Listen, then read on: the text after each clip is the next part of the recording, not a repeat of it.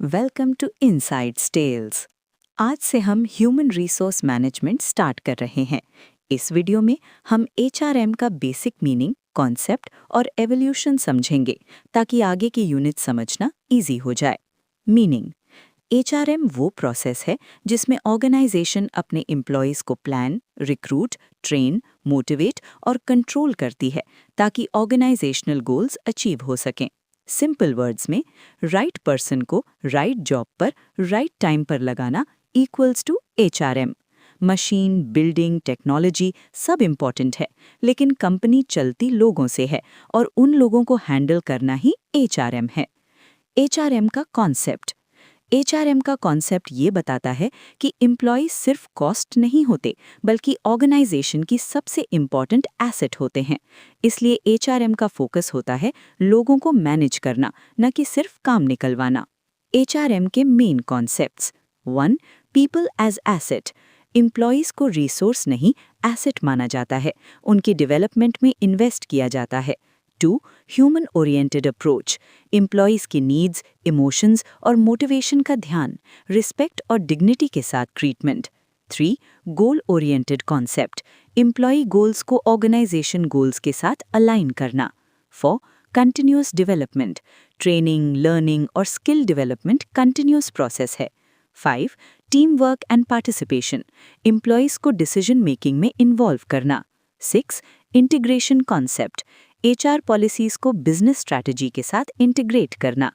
HRM की evolution यानी time के साथ कैसे बदला।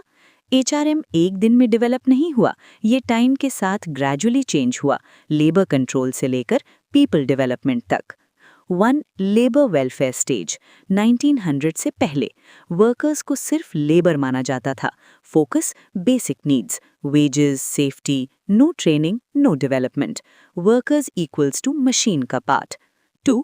Scientific management stage. 1900 से 1920। एफ.डब्ल्यू. टेलर।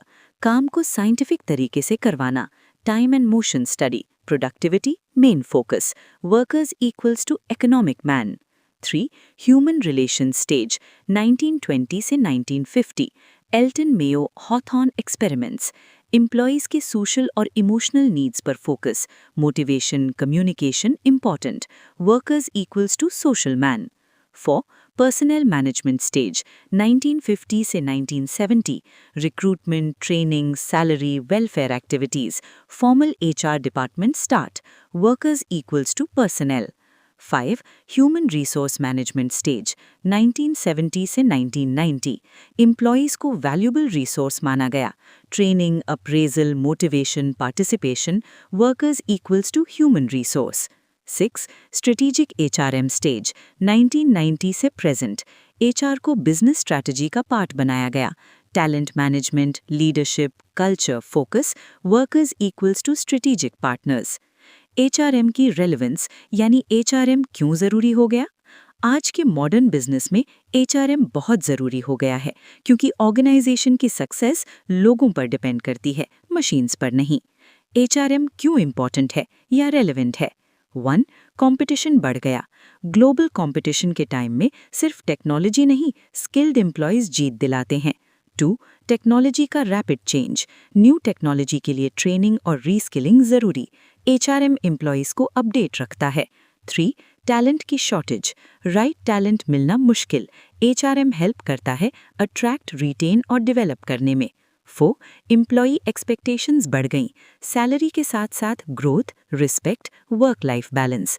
एचआरएम इन सब को मैनेज करता है। 5. प्रोडक्टिविटी और क्वालिटी इंप्रूव करने के लिए। Motivated employee equals to better output. HRM performance and reward system बनाता है। 6. इंडस्ट्रियल रिलेशंस मेंटेन करने के लिए। एम्प्लॉयर एम्प्लॉई कॉन्फ्लिक्ट अवॉइड करना, हेल्दी वर्क कल्चर क्रिएट करना। इस वीडियो का रैप अप। तो आज हमने समझा एचआरएम का मीनिंग, एचआरएम का कॉन्सेप्ट, एचआरएम का एवोल्यूशन और क्यों आज एचआरएम इतना इम्पॉर्टेंट है। नेक्स्ट वीडियो में हम देखेंगे एचआरएम के फंक्शंस, करंट सिनारियो और एचआर पॉलिसीज जो डेली प्रैक्टिकल लाइफ में यूज होते हैं। Ending. Thank you for watching. अगर वीडियो यूजफुल लगा हो तो लाइक, शेयर और सब्सक्राइब करना। Thank you.